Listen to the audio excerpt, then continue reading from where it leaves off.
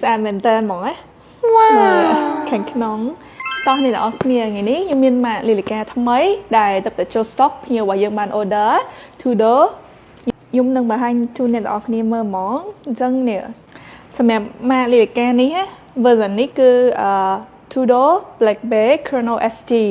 ដែលអ្នកទាំងអស់គ្នាមើលឃើញថាខាងក្នុងខាងមុខណាអ្នកទាំងអស់គ្នាអាចអូនអាច zoom in មកតិចមកហើយមើលខាងមុខលីលីកាគឺមានពណ៌ខ្មៅអញ្ចឹង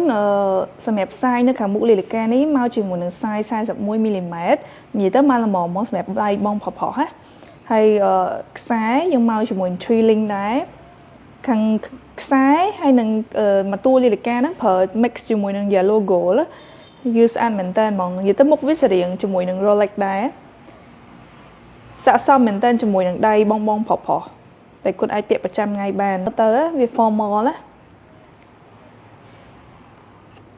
ជាមួយខ្សែខាងក្រោយវិញក៏ងាយស្រួលពាក់ដែរហើយសម្រាប់លីលីកាយើងក៏មកជាមួយនឹង full set ដែរទាំងបបទាំងអីឲ្យគាត់មក set ហ្មងហើយការ